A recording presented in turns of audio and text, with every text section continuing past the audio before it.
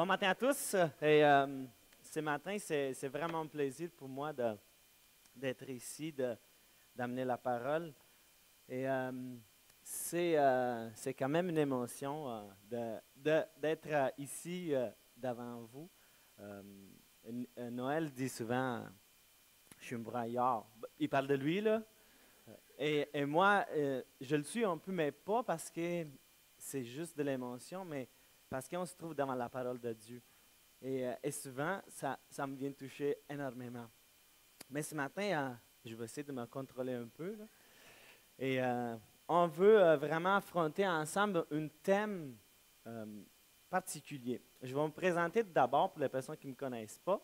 Mon vrai nom, mon nom en italien, c'est Joël. Mais je l'ai traduit en français pour Joël, c'est la traduction de l'italien. Donc, vous pouvez m'appeler Joël. Je suis ici au Québec désormais, ça fait déjà 5 ans, mais l'accent, il va rester. Je me suis écouté pendant que je préparais ma prédication et je faisais comme « Ah, ça c'est marrant en français, c'est donc belle lettre. » Mais l'accent, pour moi, dans ma tête, ça sort en français. Donc, si je vois des faces qui font un peu comme... C'est parce que je pense que ça sort en français. Et je suis marié avec la plus belle femme du monde, ici en avant, Gabrielle. Je me permets de le dire parce que j'ai tout fait l'Europe, il n'y en avait pas. Je suis venu ici et je l'ai trouvée. Donc, je peux le dire que c'est la femme la plus belle au monde. Donc, elle est ici que ce matin, elle m'accompagne. Et une grande aide aussi. Pour commencer, ça, c'est le thème. C'est les films qu'on va voir ensemble aujourd'hui. C'est les films de demain. Souvent, c'est un peu un film d'horreur dans nos vies. Et souvent, comme j'ai écrit à la fin, en bas, là, c'est avec les pires scénarios. Je vais d'abord vous présenter deux personnages ce matin. Mario à la gauche et Marie à la droite. Je vise personne, c'est juste le nom que j'ai donné à ces deux personnages-là. La scène, elle commence avec les soupers du soir. Ils sont assis, ils mangent l'une en face de l'autre. Ils ont aussi une famille, parce qu'elle n'est pas là, on ne la voit pas. Mario et Marie ont une fille. Donc, ils sont là à la table et ils jasent, comme toute personne fait à la fin d'une journée. Ils se demandent un peu comment ça va. Et la première à commencer, c'est Marie qui demande Puis Mario, ta journée, comment ça a été au travail? Et Mario commence sa réponse et dit Bon, ça a bien été, rien de spécial. Les courriels, pendant qu'on travaillait, ils ont comme lâché un peu, mais en fin de compte, c'était une bonne journée. Ah oui, mon boss, il m'a appelé dans son bureau, il voulait juste savoir une chose. Et tout de suite, Marie est comme Ah, comment ça? Qu'est-ce qui s'est passé? Alors, Mario commence sa réponse. Mais Marie, là, elle n'écoute plus. Là. Dans sa tête, là, elle démarre un scénario là, que ça n'a pas de bon sens. Et commence, pendant que Marie parle en arrière, qu'on ne le voit pas, elle a dit Mais oui, tu as encore fait de quoi qui n'est pas correct. Ton boss, il va te rétrograder en poste de travail plate et ça va tellement te décourager que tu vas arrêter de te faire de la barbe. Après ça, là, on peut dire adieu à nos vacances parce qu'avec ton attitude, tu vas te faire renvoyer. En plus, là, nous, quand on avait des vacances de prévues, on ne peut plus faire de vacances. On peut dire adieu à nos vacances. En plus, là, tu vas rester à la maison. Tu ne vas plus rien faire sur le fauteuil. Moi, je suis obligé d'aller travailler. Moi, je suis obligé d'amener l'argent, mais on n'aura pas assez d'argent si moi, je travaille tout seul. On va perdre la maison. On va aller vivre comme des sans-abri. Mais sais-tu quoi, Mario, là? Là, on n'a plus de maison, on a juste la voiture. Peut-être la seule chose à faire, la pire chose qui peut arriver, on va aller vivre chez ta mère, Mario. Et voilà. Ça, c'est le pire scénario qu'on peut démarrer dans notre tête. Ça peut des fois sembler exagéré et vraiment aller loin. Mais ça arrive. Et c'est pour ça que les demain, pour nous, c'est toujours comme un cauchemar. Et notre frère Noël me disait, les 80% des choses qu'on s'imagine, ça ne va même pas arriver. Et pourtant, on y pense pareil. Ce matin, j'aimerais vous inviter à regarder un peu, à refaire un peu cette film du demain. mais à la lumière d'un passage biblique pour un peu remettre des choses en place. Ça va être Matthieu 6, 25 à 34. J'utilise plusieurs versions, donc c'est toujours la même Bible. Je vais juste vous dire que j'utilise 3 versions différentes. Peut-être des mots vont être un peu différentes. On va le lire ensemble.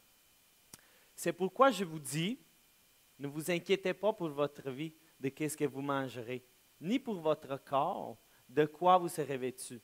La vie n'est-elle pas plus que la nourriture et le corps plus que les vêtements?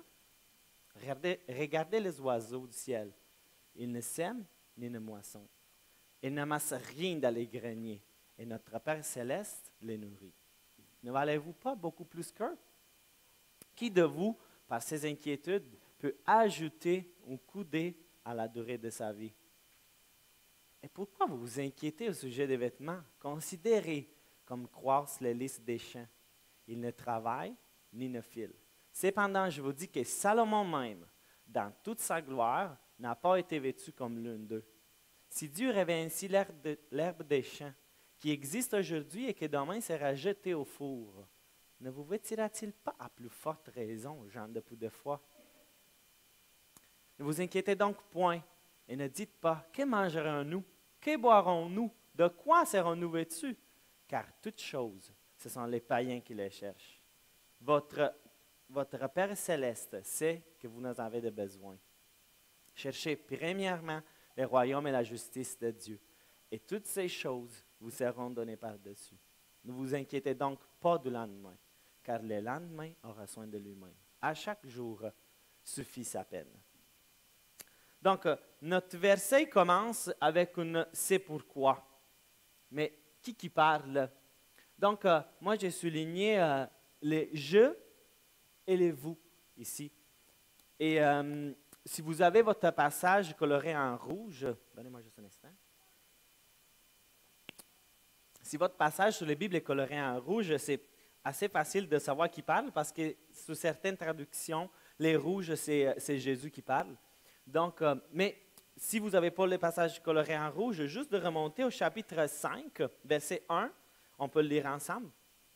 Voyant la foule, Jésus monta sur la montagne et après qu'il se fut assis, ses disciples s'approchèrent de lui. Puis, ayant ouvert la bouche, il les enseigna et dit.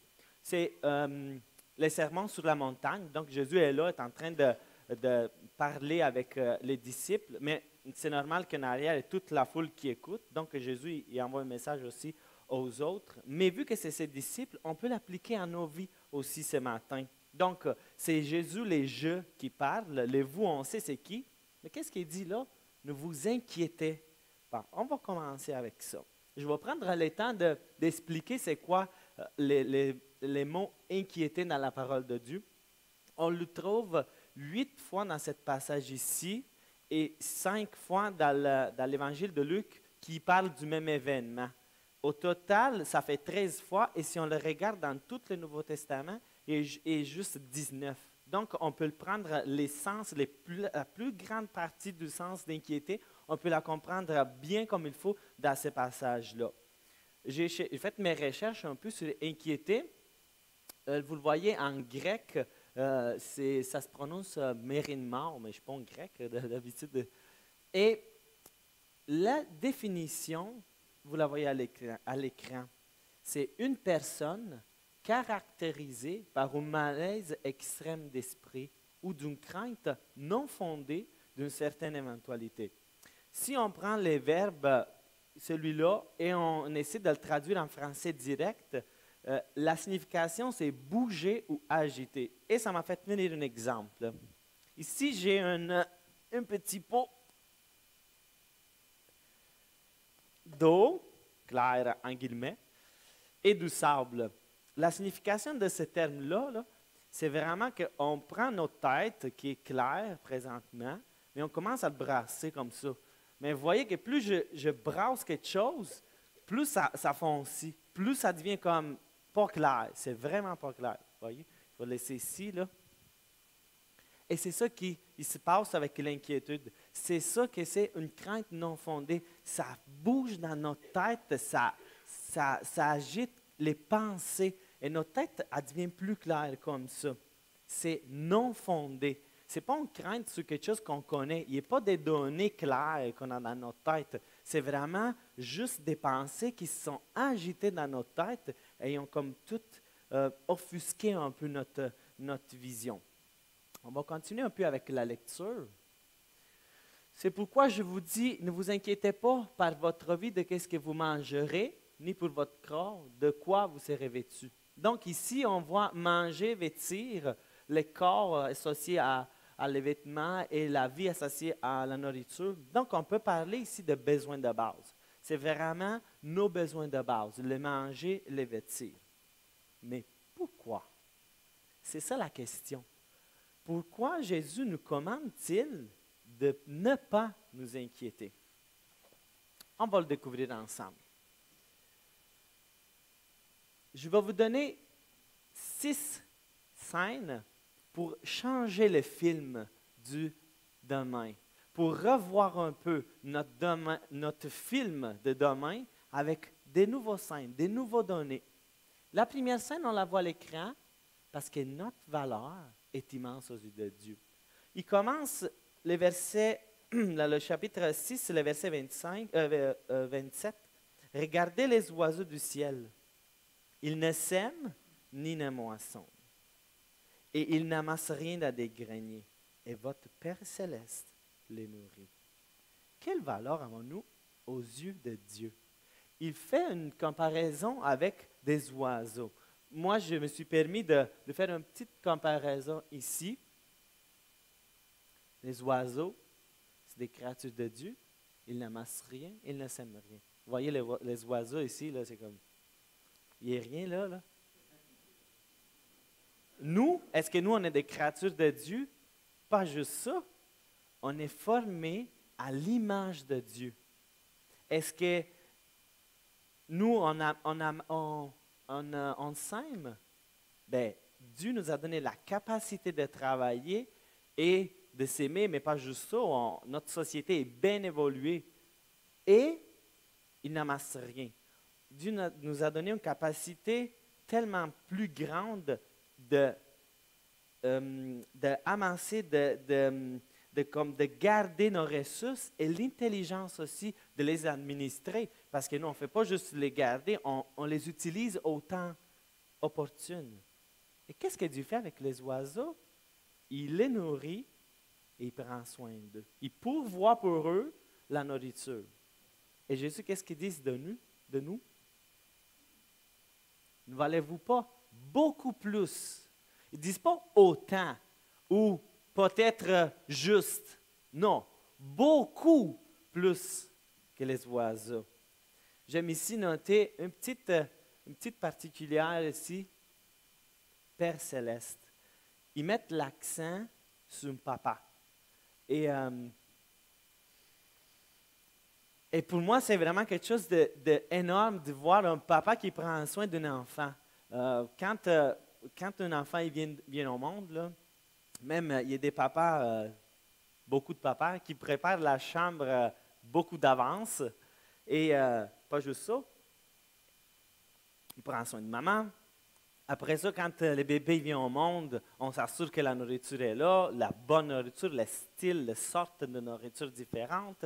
Après ça, lui commence à grandir. Ben, papa est là, qui le tient, il apprend à marcher. Après ça, ben, tranquillement, pas vite, le parler. On enseigne des mots, on explique les définitions des mots. Après ça, tranquillement, on le stimule à grandir. Il devient adolescent. Ça, c'est moins drôle. Non, c'est pas vrai. Il devient adolescent. Ben, il y a des défis différents, mais papa et maman sont toujours là. Le père est toujours là. Et il prend soin jusqu'à rendu à l'âge adulte. Ben, papa, des fois, il faut qu'il aide à l'autonomie, l'aide économiquement des fois. Donc, il prend soin. Et Dieu, notre Père céleste, il fait la même chose avec nous. Il dit en 2 Corinthiens, chapitre 6, 18, « Je serai pour vous un père, et vous serez pour moi des filles et des filles. » Dit le Seigneur Tout-Puissant. Donc, on a vu déjà les oiseaux, mais Jésus, il en rajoute. Pourquoi vous inquiétez au sujet des vêtements? Regardez les lys. On va regarder une petite vidéo ensemble pour comprendre un peu comment sont les fleurs, les lys.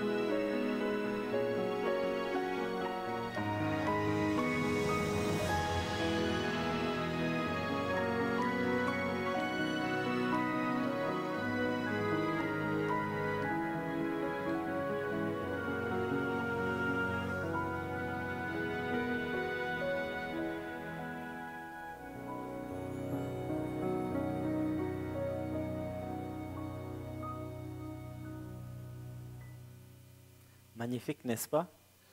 Et quand je regardais cette vidéo, ça me venait à la tête presque de mettre au défi les couturières, des artistes, de faire quelque chose de si beau. En plus, ils ne filent, ils ne travaillent pas. Et Dieu, il est rêvé comme ça. Mais on a un exemple ici qui dit, cependant, je vous dis que Salomon, pourquoi il dit Salomon? C'est quoi l'histoire de Salomon? Je vous raconte l'histoire à cause que les temps ils filent vraiment vite. Salomon, on le connaît parce que c'est le fils de David, roi d'Israël, lui aussi roi d'Israël.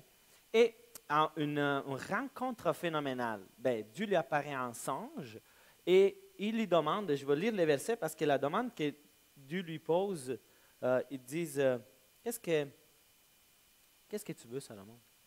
Ils disent, demande-moi ce que tu veux, je te le donnerai.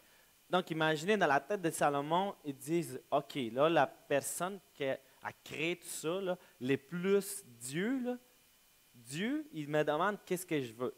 Dans ma tête, là, ça aurait vraiment tourné tellement vite, j'aurais dit, je vais prendre un couple de jours, une semaine, je vais réfléchir. Mais la réponse de Salomon est, oui, Seigneur mon Dieu, c'est toi qui m'as fait roi à la place de David, mais le peuple est trop grand. Donc, j'aimerais, Seigneur, que tu me donnes un cœur intelligent pour gouverner ton peuple et distinguer les biens du mal. Et cette demande de Salomon plaît au Seigneur. Il dit le verset 10 dans les chapitres. Et vu que tu n'as pas demandé des richesses, la mort de tes ennemis, rien de tout ça, je vais te donner d'être les rois plus sages, mais pas les rois plus sages aujourd'hui. Les rois plus sages qu'il n'y aurait jamais, il n'y en a jamais eu en avant. Et dans le futur, tu veux rester les rois plus sages de toute la terre. Mais pas juste ça. Vu que tu ne m'as pas demandé la richesse, je te la donne. Vu que tu ne m'as pas demandé la gloire, je te la donne. Salomon était tellement glorieux là, qu'on peut lire dans le premier roi chapitre 10 qu'il y a une reine des pays alentours, la reine de Saba. Il va le visiter et je vais lire les versets parce que ça m'a presque ébranlé ce verset-là. La reine de Saba remarque la sagesse de Salomon. Elle voit les palais qu'il a construits pour lui, la nourriture qui est sur ses tables, les maisons de ses officiers, et elle voit aussi la qualité du service, les costumes de ses serviteurs. Et dit, quel privilège pour tes femmes et tous tes gens d'être en ton palais. Béni soit l'Éternel. La gloire de Salomon était tellement grande que la reine arrive, elle ne regarde pas, elle était donc bien habillée, ton palais, il regarde les serviteurs. J'imagine une esclave dans le temps, là, elle est comme habillée avec des, je ne sais pas comment le dire, là, des vêtements tout sales, là. Mais elle reste étonnée par les vêtements de ses serviteurs. Et Jésus, au verset 28, ici, il soulève la réflexion. Même pas Salomon, pas les serviteurs, même pas Salomon dans toute sa gloire. Donc, j'imagine les jours de son mariage, j'imagine quelque chose de glorieux. Donc, même pas Salomon dans toute sa gloire est habillé comme les fleurs que moi je vais habiller. Notre papa ne va-t-il pas nous donner en nous davantage? Donc, comme ça. Je vous invite ce matin à réfléchir sur la bonté de Dieu vraiment, sur considérer comme notre papa, il prend soin de nous. Et à chaque fois qu'on regarde la nature, les oiseaux, on les entend, là c'est la saison, les fleurs, on les voit, vraiment de dire comme les psaumes, Éternel Dieu des armes, qui est comme toi, Tout-Puissant? On va passer maintenant, les listes sont la fête, on va passer à la 12e.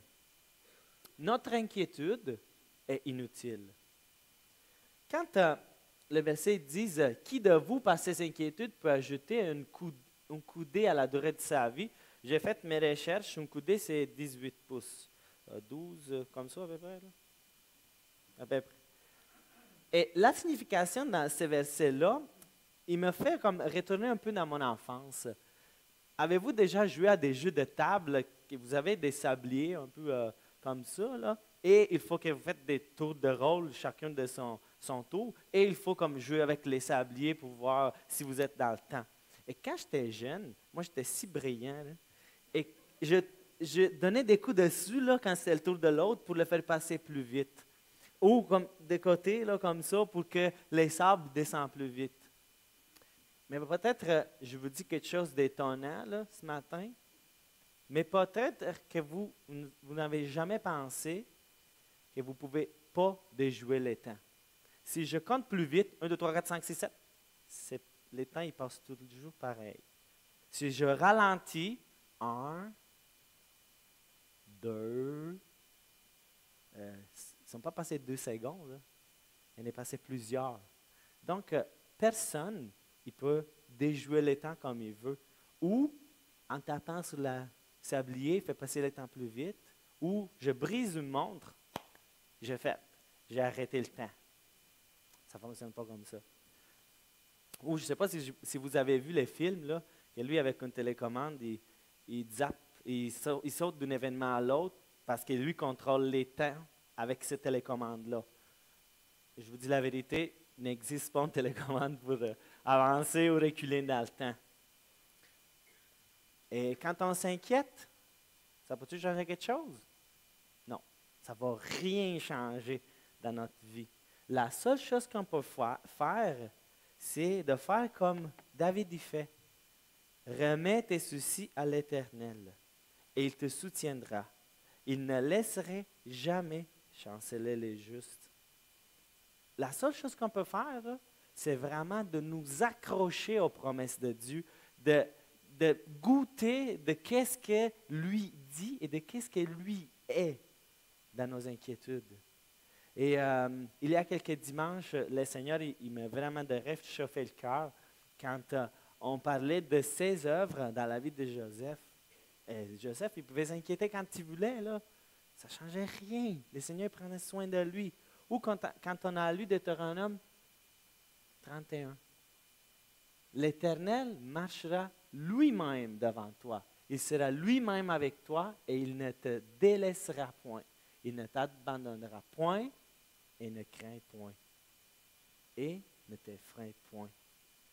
On peut vraiment juste s'accrocher aux promesses de Dieu. L'inquiétude, là, ça ne change rien. On arrive à la troisième scène. Ça commence à changer un peu le film, hein? Les domaines commencent à prendre une forme différente. La troisième scène, on le voit, verset 32, notre foi est différente. Différente de quoi? Différente de qui? Car toutes choses, ces choses, ce sont les païens qui les cherchent. Oh, on a un exemple ici que Jésus nous fait. Suivez-moi parce que je vais essayer de faire un gros portrait du discours de Jésus. On a vu au début, au verset 25, 6-25, et Jésus commence son discours avec un « c'est pourquoi ». Ça veut dire qu'il est en train d'expliquer quelque chose, donc il avait dit quelque chose avant, et ils disent « c'est pourquoi donc, ne vous inquiétez pas ». Mais pourquoi il dit ça? Donc on va reculer un peu, versets 19 à 21, Matthieu 6.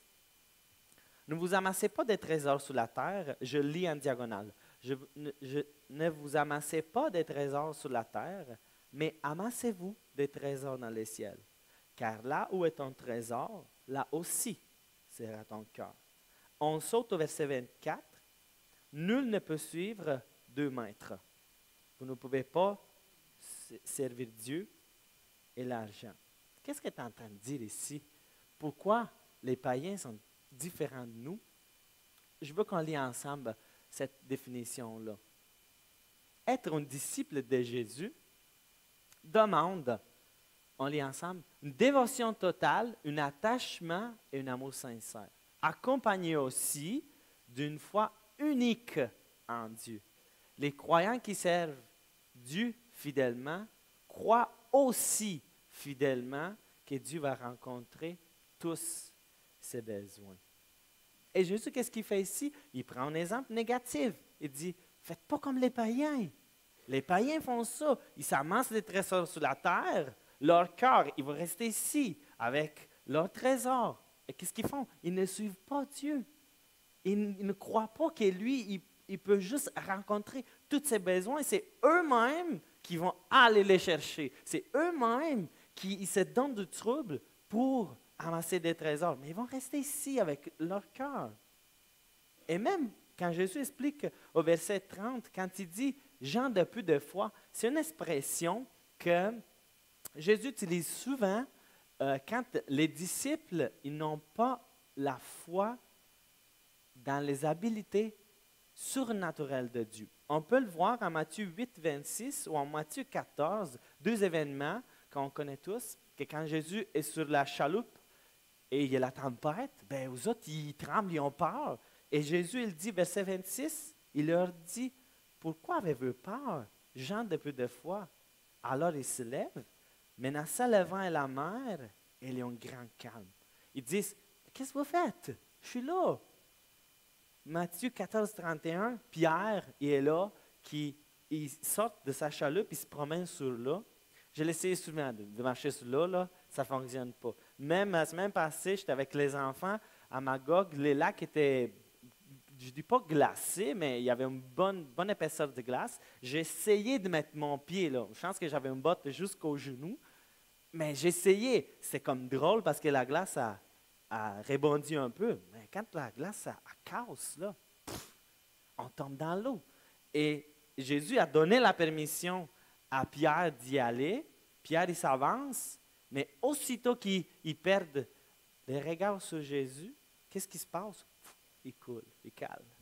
Aussitôt, Jésus attendit la main, le saisit et lui dit, « Homme de peu de foi, pourquoi as-tu douté? » Notre foi est différente. C'est intéressant de le voir comme l'inquiétude, on le voit ici, c'est une crainte non fondée d'une certaine éventualité. J'ai pris le verset de Hébreux 11 et je le mets juste en dessous. La foi, c'est une ferme assurance des choses qu'on espère. Voyez-vous, comme les drôles de comparaison entre les deux, on a une certaine éventualité d'un côté et des choses qu'on espère de l'autre côté. Seulement que d'un côté, on a quelque chose de négatif, une crainte non fondée, et de l'autre bord, on a quelque chose de, je dirais, divin, une ferme assurance. Comment on peut avoir une ferme assurance d'une chose qu'on espère? C'est juste Dieu. Je vous invite vraiment ce matin à prier le Seigneur, notre Papa, vraiment qu'il puisse renvigorer, changer nos pensées afin qu'on puisse avoir vraiment une ferme assurance en lui, parce qu'il est différent. On va passer à la 4e scène. On a vu déjà 3 scènes pour changer les domaines. La 4e, c'est la 2e partie du verset 32. Notre Père céleste connaît nos besoins. Ça, cette partie-là, ça m'ébranle vraiment, là. Verset 32b. Votre Père céleste sait que vous n'avez de besoin. Et des traductions qui disent, votre Père céleste, surtout celle en anglais, sait que vous avez besoin de toutes ces choses. Ici, les termes ils commencent à changer. J'ai visualisé ça. C'est plus manger, vêtir, c'est plus corps. Non, disent choses. Commence à grandir un peu. Et j'ai pensé que Jésus fait un discours, il parle. Donc, on ne peut pas le diviser en chapitres, on ne peut pas le diviser en versets. Il y a comme un argument qui, lui, il tient et il continue à parler. Et un peu ici, c'est comme, il passe à travers tous ces arguments, et après ça, ils disent, votre papa, là, sait que vous n'avez pas besoin de tout ça, de tout ce que je viens de dire.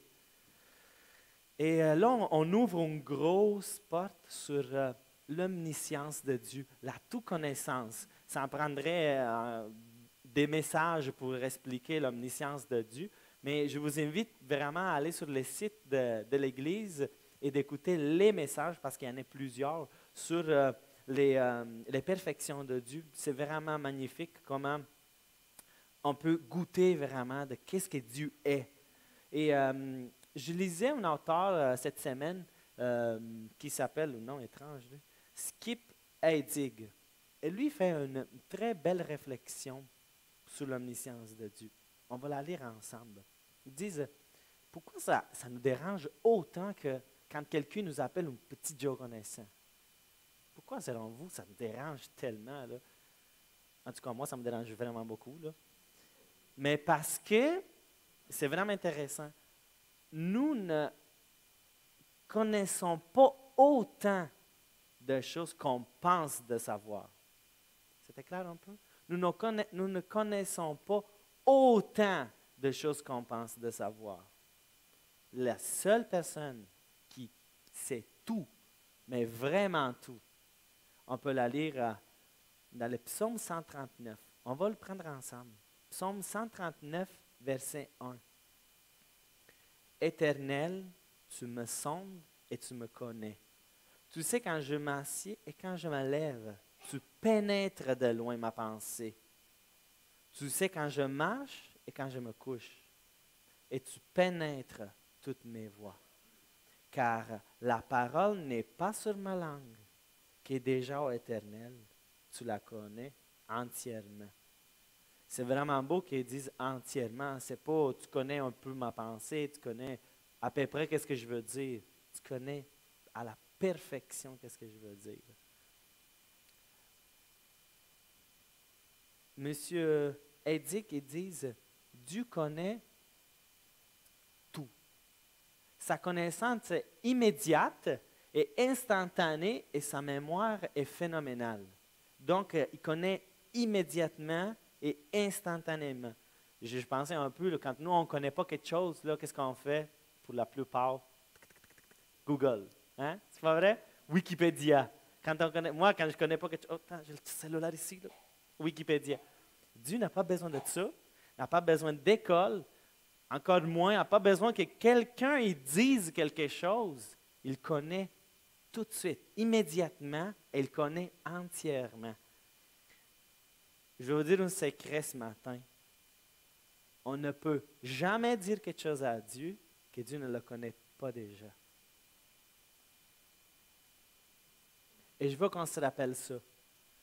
Dieu est toujours plus grand que notre connaissance, même de lui. Si Dieu était assez petit pour entrer dans notre cerveau, il ne serait pas assez grand pour nos besoins. Donc, il faut penser qu'on ne peut pas le comprendre, mais pour l'effet même qu'on ne peut pas le comprendre, ben lui va suffire. C'est assez. Lui tout seul, c'est assez. Ça nous envoie ça à la... Ça, c'est le petit résumé. Nous n'avons pas à nous inquiéter parce que notre valeur est immense aux yeux de Dieu. Quand même assez petit. Hein? Notre inquiétude est inutile. Notre foi différente. Notre papa connaît tout. Cinquième, notre priorité, ce n'est pas ces choses ici, là, c'est Dieu lui-même. Cherchez premièrement le royaume et la justice de Dieu, et toutes ces choses vous seront données par-dessus. Avez-vous déjà perdu quelque chose, un portefeuille ou des données sur un ordinateur? Ou avez-vous déjà désiré quelque chose vraiment fort? Cette chose-là, là, moi, je perds vraiment tout. Là. Dans ma vie, là, j'ai perdu de tout, des souliers, des clés, des portefeuilles, tout. Cette chose-là, quand on la perd, là, il devient la priorité. On met du temps, on met des ressources, activer dans la voiture. Les temps, ils passent et moi, je cherche la chose qui, pour moi, est devenue une priorité. Ici, c'est quoi notre priorité? Jésus, il nous amène. Chercher premièrement le royaume et la justice de Dieu. Soyez attentifs à mes commandements d'abord. Et toutes ces choses, je m'en occupe. Je m'en occupe. J'ai écouté une prédication de John Piper qui parle de ces versets-là et c'était vraiment une exhortation à mon cœur. Ils disent, quand Jésus parle, il dit, toutes ces choses dont tu as besoin, la nourriture dont tu as besoin, les vêtements dont tu as besoin, garde les lys, garde les oiseaux, mais à la maison aussi, les emplois, l'éducation que tu as besoin, la santé. Oui, te seront donnés, mais pour glorifier le nom de Jésus. Il te donnera toutes ces choses pour vivre son royaume et suivre ses commandements. C'est étrange parce que dans ma tête, c'est comme si moi j'ai besoin de ces choses-là pour suivre Dieu. Mais c'est un non-sens. C'est le contraire. La priorité d'un croyant doit être de servir Dieu et tout le reste, Dieu va s'en occuper. Il faut peut-être qu'ici Dieu me demande de réviser mes priorités un peu. Et où mon trésor?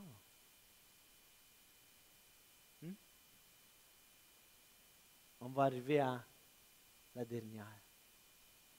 Notre journée est déjà pleine de soucis. Ne vous inquiétez donc pas du lendemain, car le lendemain aura soin de lui-même. À chaque jour suffit sa peine. Donc, on a vu déjà comme notre film il commence à changer. Dans la dernière partie, je vais utiliser quelque chose d'un peu plus coloré pour que vraiment il nous reste cet enseignement-là. Quand je suis arrivé au Québec, j'ai dû apprendre le français, en guillemets, québécois, mais pas juste ça. J'ai appris, qu'est-ce que ça va dire, passer un sapin. Lâche pas la patate. Ça veut dire quoi? Manger ses bas, cogner des clous. Et c'est une expression que pour moi, ça fait vraiment du sens là, quand on fait. C'est avoir une montée de lait. Qui n'a jamais eu montée de lait? Fais, OK. Mais je veux en utiliser une pour que vraiment ça nous reste ce matin. Inquiète-toi pas pour demain. Fais-toi pas de sang de cochon. Parce que pour aujourd'hui, tu as déjà assez de brou dans les tupettes. Et j'espère vraiment qu'à partir d'aujourd'hui, quand on entend l'expression j'ai la broue dans le tupette, on va aussi entendre que notre Père Céleste, ça s'en occupe. Notre brou est là, mais Dieu va s'en occuper. Donc, je vais conclure ce matin juste en soulignant comme Jésus s'occupe de nous. Qu'est-ce que nous, on peut faire? Ne vous inquiétez de rien, mais en toute chose, faites connaître vos besoins à Dieu par des prières, des supplications, avec des actions de grâce. Et ça, c'est la partie la plus belle. Et la paix de Dieu qui surpasse toute intelligence, même celle de Salomon, gardera vos cœurs et vos pensées en Jésus-Christ. Je vais vous raconter la fin du film. Malheureusement, là, il faut qu'on arrive au film, on va écouter la fin. Marie, là, de tantôt, elle est loin dans ses pensées. Là. Ce mari a juste dit, mon boss, il m'appelle. Elle n'a même pas dit, c'était grave, c'est pas grave. Rien. Elle a juste dit, mon boss, ça m'a appelé. Mais elle, ses pensées, c'est comme ça. Brouillé. Et personnellement, moi, là, je suis vraiment une personne inquiète, malheureusement. Et je vis des situations qui m'amènent à ça. Ils m'amènent à vraiment aller loin dans ma tête. Mais peut-être aussi comme Église, nous, vivons ça. Au nouveau bâtiment, c'est quelque chose de nouveau, c'est quelque chose d'inquiétant, pourrais-je dire. Et vous savez, dans notre tête, ça brasse tout le temps. Mais on a une Père céleste qui prend soin de nous. Le Père céleste, il va prendre soin de moi, il va prendre soin de toi, il va prendre soin de nous comme Église. Et on lit d'ailleurs dans la Bible 2 textes qui nous rappellent ça. On le trouve dans Romains 8 qui disent « Car tous ceux qui sont conduits par l'Esprit de Dieu sont fils de Dieu. Et vous n'avez point reçu un esprit de servitude pour être encore dans la crainte, mais vous avez reçu un esprit d'adoption, pour laquelle nous crions « Abba, Père ». L'Esprit lui-même rend témoignage à notre esprit que nous sommes enfants de Dieu. Lui qui n'a point épargné son Fils, mais qui l'a livré pour nous tous, comment nous donnera-t-il pas aussi toutes ces choses avec lui? Notre papa, vraiment, il faut que ce matin, on s'en rappelle. Notre papa, qui avec son infinie puissance a créé les oiseaux, on va voir les lys dans les champs, et en prend soin de eux, de nous aussi. Notre papa qui connaît tout pour sa même nature, lui est la connaissance infinie. Il n'a pas besoin d'apprendre quoi que ce soit de personne. Il connaît les passés, nous on n'était pas là. Les présents, on est ici, et les futurs, les choses qu'il nous faut tourner. Notre papa, aux yeux duquel nous avons une valeur immense, on le lit ici, a donné par amour son propre fils. Tant on a vu l'amour d'un père envers un fils, lui l'a donné pour nous, pour l'amour que lui a envers nous, pour nous adopter comme fils, pour nous adopter dans sa famille, pour qu'on puisse l'appeler papa. Notre papa qui nous a donné une foi différente, une foi qui n'est pas comme les autres, une vie éternelle. Moi, je suis certain qu'il va prendre soin de moi. Et je suis certain qu'il peut prendre soin de vous. Toujours et à jamais. Ne vous inquiétez de rien, mais en toute chose, faites connaître vos besoins en Dieu. Et devant ce passage-là, la seule chose que moi je peux faire, c'est vraiment de courber ma tête et de le remercier. On va prier ensemble. Oui, Seigneur, c'est vraiment un honneur d'être ton fils. C'est quelque chose de merveilleux, Seigneur. Comment tu as créé les oiseaux. Les listes des champs, Seigneur, ils sont belles, sont beaux. C'est magnifique, Seigneur. Et c'est juste un petit exemple de comment tu vas prendre soin de nous. Oui, Seigneur, je te prie pour l'Église de Victoriaville. Je te prie pour chacun qui est ici ce matin. Vraiment de venir voir nos besoins, Seigneur. Tu les connais. On ne peut rien te cacher, ni rien te dire, Seigneur, de plus. Tu nous connais, Seigneur. Vraiment, je te prie, Seigneur, que chacun de nous, notre priorité, puisse vraiment être ton royaume, ta justice, Seigneur. Et pour le reste, Seigneur, tu vas t'en occuper. Je te remercie dans le nom de ton Fils Jésus. Amen. On peut passer encore 10 minutes en prière.